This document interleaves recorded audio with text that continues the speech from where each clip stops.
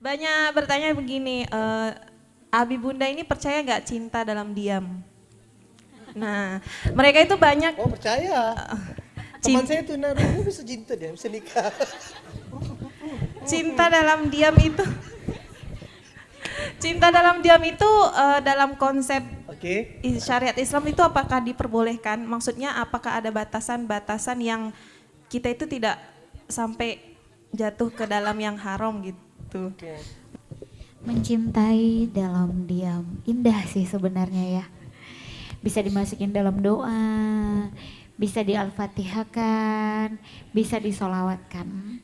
Tapi ketika dia sudah terlalu membuncah di dalam hati, dia akan bisa berujung dengan zina hati. Jadi cara satu-satunya, betul kata Abi tadi, adalah mencari seseorang yang mungkin kalaupun misalnya secara usia kita sudah cukup untuk berumah tangga. Misalnya nih ya kuliah juga sudah hampir selesai, atau mungkin yang kita senangi itu juga mungkin secara ini juga kayaknya sudah bisa menjadi seorang suami, kita ngelihat bolehlah kita bertanya kepada orang. Mungkin kalau perempuan syaratnya kita bertanya dulu, adakah wanita yang dekat dengannya. Kalau memang kita tahu dia sudah menghitbah seseorang, jangan dipaksa dulu.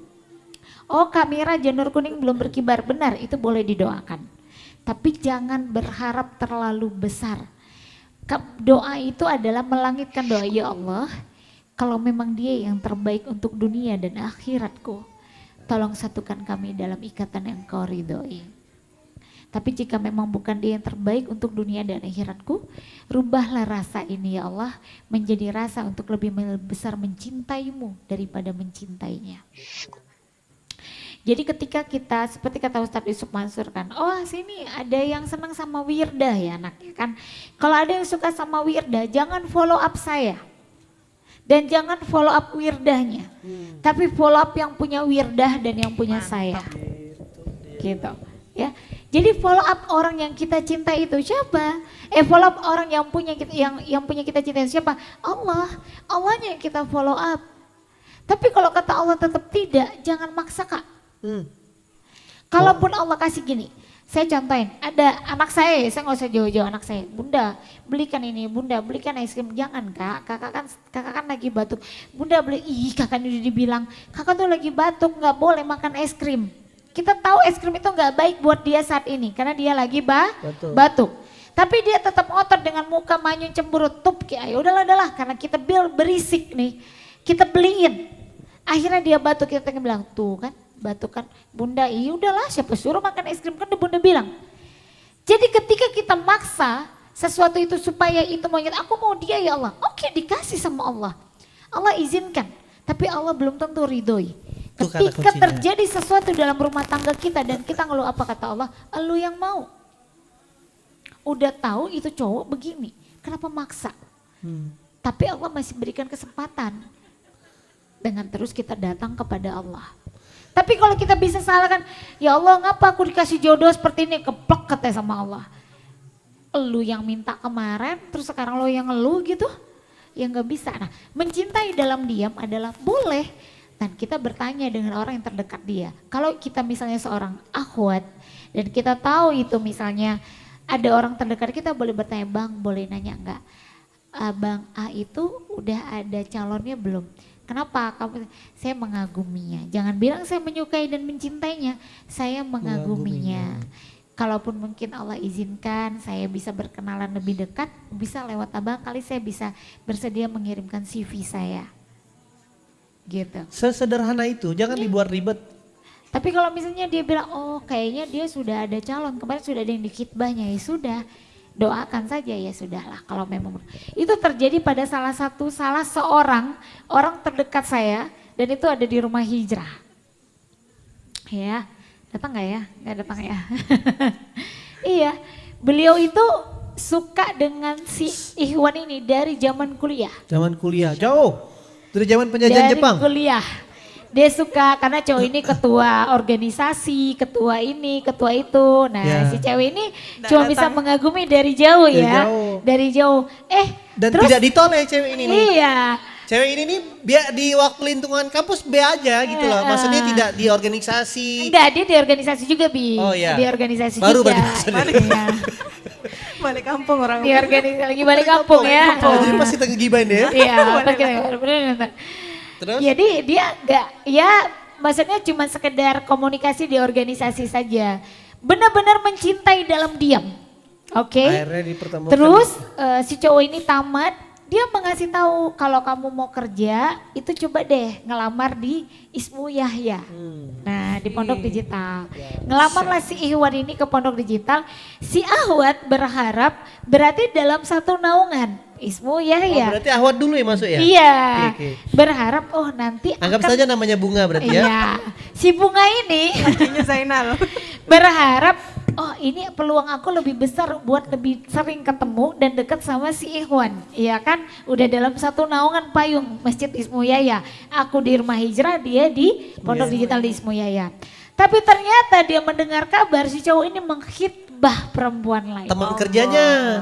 Tapi enggak Iya maksudnya sebentar lu. Jadi si cowok ini dengar si Ahwat dengar kabar si Ikhwan. Jadi kan Ikhwan kan nggak tahu bahwasanya punya rasa Iya, kan. dia nggak tahu. Akhirnya si Ikhwan ngehitbah sudah ketemu sama orang tua dan saya juga nggak tahu kisahnya. Maksudnya si Iwan Abi ini ada teman kerja saya cantik, saya pingin serius, udah ngelamar lah.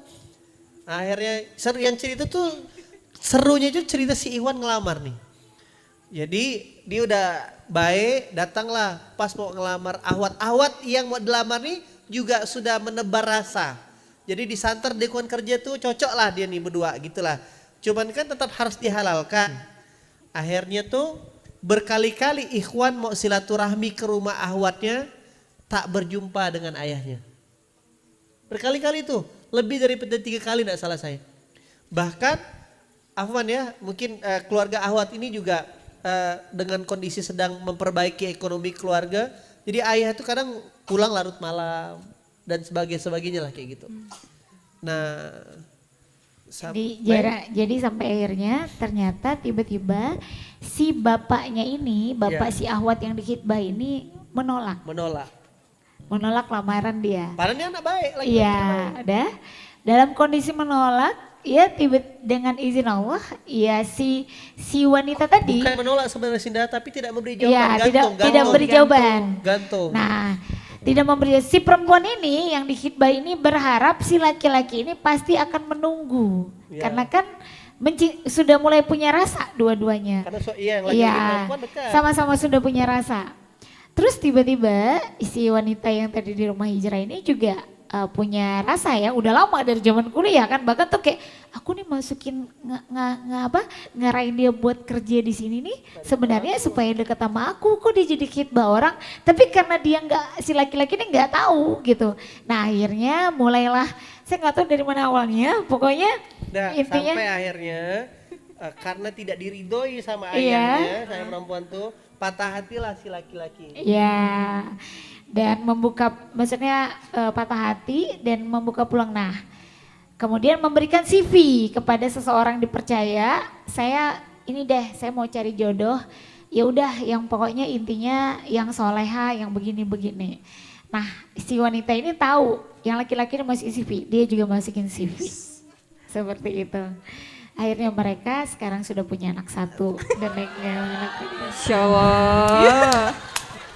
Yang dikhitbah Apa itu juga kesimpulannya? Sesuatu yang sudah Allah takdirkan untuk kita, maka hanya butuh sedikit sunnatullah untuk merasakannya. Oke? Sesuatu yang sudah Allah takdirkan untuk kita, maka hanya butuh sedikit usaha saja untuk bisa mendapatkannya. Tapi demi Allah, sesuatu yang tidak ditakdirkan buat kawan-kawan, yang tidak ditakdirkan buat kita, baik itu bisnis, baik itu harta, bahkan even itu jodoh, mau mati-matian pun antum mengejarnya, tidak akan pernah dapat. Saya juga punya kisah. Saya waktu itu, cerita teman saya yang menemankan saya ta'aruf sama Bunda Mira tuh, teman saya itu kutu buku, orang soleh, orang baik, orang yang backup saya, backing saya, lagi waktu jatuh-jatuhnya. Cuman karena ini polos, budak baik, tidak pernah punya sejarah pacaran, jadi kaku banget, tidak ngerti kata-kata romantis. Kalau saya kan sudah bilang tadi, playboy tap tupai. Jadi Terus naksir dengan seorang ahwat. Naksir dengan ahwat. Ahwat ini anak fotografer, anak gaul. Tapi tetap anak baik kayak gitu, anak liko juga. Lalu bro gimana cara ngomongnya nih?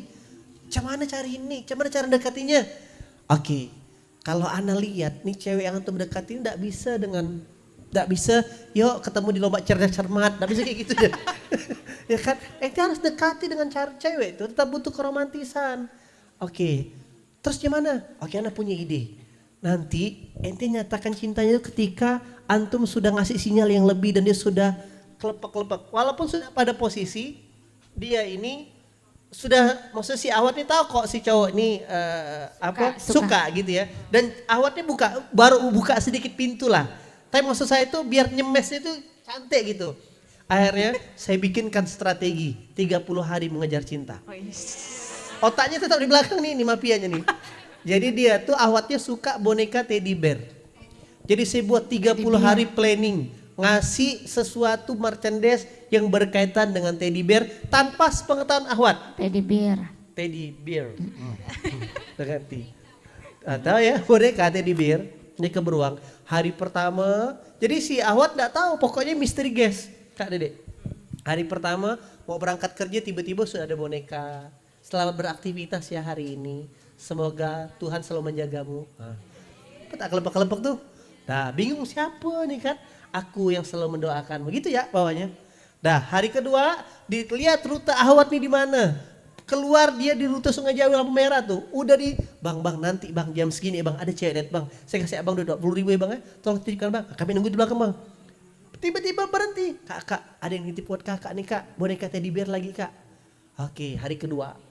Nah ini sampai 30 hari ini menurut saya panjang kali. Singkat aja pokoknya, Pak. Ya sampai 31 hari lah intinya. Artinya sampai segitunya perjuangannya tuh. Dan sampailah akhirnya begitu di puncaknya dia nyata ketahuan si cowok yang ngasih bonekanya. Makin lama lagi rupanya kakak yang ngasih saya boneka. Gitulah. Akhirnya sempatlah berstatus pacaran. Tapi ternyata tidak lama. 2 bulan ya. Dan perpisahannya tuh maksudnya tidak lama lah ya. Dan perpisahannya tuh bukan karena selingkuh, bukan karena apa. Hanya pertengkaran kecil. Yang akhirnya berpisah, yang tidak lama dari perpisahan tuh sang wanita langsung nikah sama orang lain. Aduh. Nah artinya itu yang harus teman-teman yakini. Sesuatu yang tidak ditakdirkan oleh Allah untuk kita, mati-matian antum ngejarnya pun tidak akan dapat. Tapi sesuatu yang sudah ditetapkan Allah buat kita, kawan-kawan hanya butuh sedikit usaha. Insya Allah itu emang sudah haknya antum. Sebagaimana itulah dia. Jadi boleh mencintai dalam diam? Boleh. Tapi dalam diam itu kita harus bisa mengendalikan diri dan perasaan kita. Agar dia tidak jatuh dalam zina. Kalau sudah tidak sanggup, boleh bicara. Kalau usia kita sudah mapan, persiapkan diri untuk boleh menikah. Kalau memang sudah boleh menikah ya. Tapi kalau masih usia 16 tahun, 17 tahun, mending puasa. Ya. Atau kita tahu kita belum mapan, atau mungkin para laki-laki rasanya kalau menikah juga aku belum tahu nih. Pertanyaan satu, nikah dulu atau mapan dulu? Hah? Nikah dulu atau mapan dulu? Mapan. Mana yang jawab nikah? Nikah dulu, mana yang jawab nikah dulu? Angkat tangan. Ayo kak, nikah atau mapan dulu? Golput. Mana yang jawab nikah dulu? Ayo angkat tangannya tinggi-tinggi. Ayo. Bi, nikah dulu atau mapan dulu, Bi? Nikah dulu atau mapan dulu? Mapan. Yang jawab nikah dulu mana? Oke, yang jawab mapan dulu. Yang mau benar jawabannya buka Qur'annya. Buka surah An-Nur. Surah 24 ayat 32. Bukan Mak-Nur ya. Teman-teman di IG jawabnya nikah dulu ya. Nih, dia jawab nikah dulu. Ayat 32. Dah. Iyakunu fuqara kata Allah. Yughnihimullahu min fadlih. Jika mereka miskin, nanti Allah yang akan memampukan mereka dengan karunia-Nya.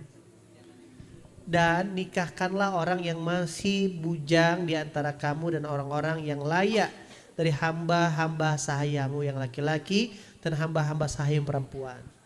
Lalu jika mereka miskin, nanti Allah yang kayakan. Jadi yang benar? Nikah dulu. Kalau saya jawabnya mapan dulu. Maksudnya apa? Kalau tadi kita bicara rezeki, kata mapan itu adalah mapan secara iman. Suami saya menikahi saya, dia tidak mapan secara ekonomi, tapi beliau mapan secara iman. Beliau mapan secara pemikiran, beliau mapan secara tanggung jawab. Jadi bukan bicara mapan secara uang, karena uang itu bisa hilang. Tapi ketika dia punya tanggung jawab dan iman, insya Allah dia akan bertanggung jawab hingga titik darah penghabisan. Masya Allah. Masya Allah. Gitu. Jadi jawabannya kalau saya mapan dulu, tapi mapan secara iman dan tanggung jawab, bukan bicara uang. Ya kan banyak laki-laki di luar sana yang mapan secara uang, tapi ketika menikah sebentar saja dia bisa bercerai. Gitu. Tapi kalau dia sudah mapan secara iman dan tanggung jawab, dia tahu bahwa dengan aku menikah berarti aku punya tanggung jawab untuk menambah satu yang harus aku pikirkan, aku didik, aku cintai dan aku sayangi, maka insya Allah rumah tangganya akan berjalan dengan indah. Gitu. Yang dimaksud Bunda itu di surah An-Nisa ayat 34. Buka lagi. Buat ikhwan, buka surah 4 ayat ke-34. Ar-rijalu qawwamun nisa. Laki-laki itu adalah pemimpin, adalah qawwam itu bukannya pemimpin, pelindung. Pelindung, pemimpin yang menghidupi bagi kaum wanita. Oleh karena itu Allah melebihkan sebagian mereka laki-laki, sebagian daripada perempuan, dan karena mereka laki-laki telah menafkahkan sebagian dari hartanya. Jadi penting wahai para laki-laki untuk jadi qawwam. Saya